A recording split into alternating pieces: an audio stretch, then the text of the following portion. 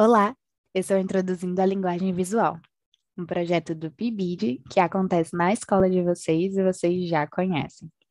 Bom, meu nome é Poema e juntamente com os meus parceiros Lucas Rodrigo e Ionara Gomes, nós estamos construindo essa série de vídeos que a gente intitulou de Introduzindo a Linguagem Visual.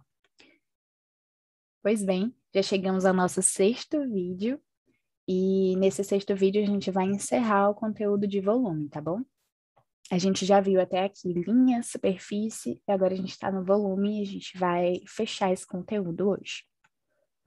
Recapitulando, então, a gente aprendeu semana passada que a profundidade é uma das principais características do volume, e que o fato da gente conceber as superfícies e integrar essas superfícies com linhas diagonais vai nos dar essa sensação de profundidade, de fato. Outro aspecto que a gente comentou semana passada, a gente vai dar uma clareada, digamos assim, maior nele, nas nossas cabeças, é o fato do vazio ser uma das qualidades espaciais que a gente vai conhecer com o volume. Ah, mas por que vazio, poema? Porque a gente só percebe a relação entre cheio e vazio por causa do contraste que existe entre elas. A gente só percebe o volume porque tem alguma coisa que está fazendo um contraponto a esse volume.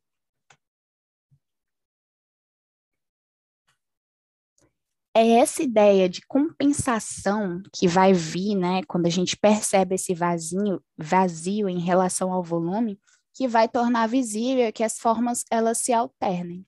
Assim, essa relação de cheios e vazios é o que nos dá uma percepção de que as coisas estão entrando ou saindo, que elas estão em dimensões diferentes para além da primeira e da segunda dimensão. É aquela ideia da tridimensionalidade que aprendemos semana passada.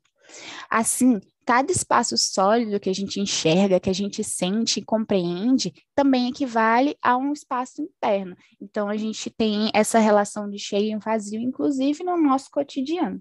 E a gente só percebe esse cheio porque ela vai trazer também o vazio do seu outro lado, né? Um cubo maciço é diferente de um cubo oco. E isso é uma característica comum do volume. É essa ideia de cheio e vazio e desse contraste entre algo que tem e algo que não tem, que vai vir junto com o volume. E aí a gente vai trazer de novo esse exemplo para vocês, tá bom? Que a gente trouxe semana passada e ele é muito bom para a gente fixar esses conceitos, certo? Por exemplo, eu trouxe aqui os recortes disso. Onde é que a gente vai enxergar esses cheios e vazios nessa pintura, que é a Anunciação, né? A Virgem de Leonardo da Vinci. A gente enxerga esses vazios e esses cheios nas roupagens, na ideia de construção de volume, por exemplo, dessa queda desse planejamento. Olha só, aqui a gente enxerga que tem um vão entre as dobras, né? É essa ideia do vazio que leva uma coisa para trás e traz outra coisa para frente que nos dá a sensação de volume. Então, tudo que aparecer como saliência, protuberância, inchado, vão, cavidade, buraco, vai nos dar essa sensação de vazio e, por sua vez, também vai nos dar uma sensação de volume. Onde a gente vê isso mais? Para além das roupas, a gente enxerga também nas superfícies que o Da Vinci pinta para dar uma ideia de tridimensionalidade. Olha, por exemplo, nessa concha.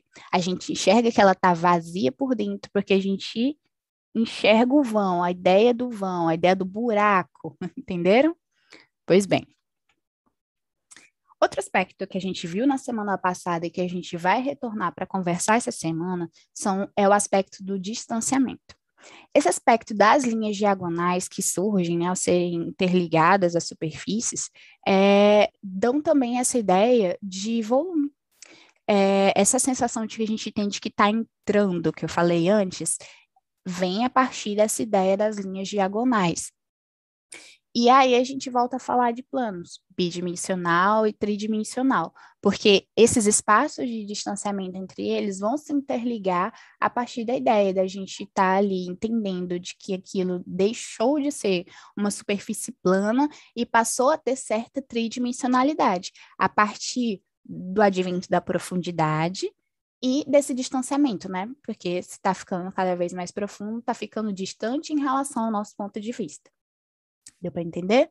Pois bem, Os fundos, eles vão ser marcados também por sobreposição e perda de volume. Isso é outro aspecto que a gente pode estar considerando a partir daqui. Olha aqui, de novo no exemplo da Anunciação à Virgem do Da Vinci. Olha só como a gente tem aqui num primeiro plano um anjo bem demarcado, a gente vê de novo os volumes na roupa, vê a presença de uma profundidade, assim, e um contraste entre cheio e vazio aqui na asa, aqui, por exemplo, na remanescência aqui das roupas, e a gente vê essa linha reta aqui, dividindo o fundo, né, digamos, de um primeiro plano, e as figuras que a gente enxerga a partir daqui são marcadas por sobreposições. E aí a gente vê menos volume porque elas estão mais distantes. Por exemplo, a gente quase não enxerga a definição dessas montanhas aqui no fundo, porém a gente sabe que elas estão distantes em relação ao nosso ponto de vista, que está aqui junto, né, um pouco adiante do anjo. E aí a gente tem essas árvores que têm pouca percepção de volume em relação a essas figuras que estão aqui na frente e são mais marcadas por essa sobreposição. Essa sobreposição a gente comentou quando eu estava falando ali do conteúdo de superfície, vocês lembram? E aí a gente entra num aspecto que é muito importante quando a gente fala de volume, que é o ponto de vista. A gente só compreende o volume dessa imagem aqui da Anunciação, por exemplo, maior, digamos assim, porque a gente está enxergando esse anjo e a Virgem de uma perspectiva. E da nossa perspectiva, eles estão mais bem definidos, eles estão com as suas características mais marcantes, assim. Então, sim, o volume ele vai depender de um ponto de vista. A gente já não enxerga essas mesmas características volumétricas nas árvores que estão ali no fundo, e nem mesmo nas montanhas. Então, o ponto de vista da gente que está olhando para a imagem vai ser sempre importante e ele sempre vai vir com a nossa referência. Vai ter algumas exceções? Vão ter algumas exceções. Um exemplo, por exemplo, é a arte que o Escher faz. Maurits Cornelis Escher, ele trabalhou muito tempo com essa ideia de ilusão de ótica a partir de um ponto de vista que vai de diferentes lugares. Trouxe aqui esse exemplo, que é uma pintura, um desenho bem famoso dele, que traz de fato essa confusão para a gente, da gente olhar em várias direções e a gente ver e perceber-se no ponto de vista em diferentes espaços. Aqui, ó, de novo um recorte para vocês estarem vendo aí a imagem todinha e seus detalhes. E aí o que a gente pode perceber a partir daqui é que quando a gente fala de elementos da linguagem visual, há um caminho natural a ser percorrido. A gente aprendeu ali nas linhas que elas vão ter uma direção, que elas vão ter uma velocidade, que a gente vai seguir elas com os olhos. Quando a gente foi para a superfície, a gente entendeu que é a conexão dessas linhas que formam superfícies, que formam contornos, que a gente parte de uma abstração para estar construindo esses contornos, até mesmo em figuras que não têm contorno, como, por exemplo, as nossas faces, né? Por exemplo, quando a gente vai desenhar. E aí, quando a gente chega aqui no volume, a gente compreende que é a sobreposição dessas superfícies que vai nos dar a ideia do volume, a partir das linhas diagonais, que também é linha, que faz parte ali dos elementos. Então, a gente tem uma sequência da linha para a superfície, da superfície para o volume. E a partir daqui, a gente compreende como é importante a gente ter uma noçãozinha básica desses conteúdos, porque eles dialogam entre si, eles conversam. Então, tá, só para deixar claro, nas dimensões da linha, quando as linhas aparecem, elas aparecem em sequências curvas e retas. Nas dimensões da superfície, as linhas passam a contornar esses planos. E nas dimensões do volume, as linhas, em conjunto com as superfícies, vão criar os volumes. Então, tem sim um caminho natural aí nas coisas que a gente está vendo, as coisas se interligam, né? E aí, pessoal, para a gente estar finalizando o conteúdo de volume, para a gente estar revisando aí o conteúdo sem se confundir, né? A gente vai propor um exercício para vocês. E a gente vai fazer no mesmo esquema que tem feito nas outras semanas.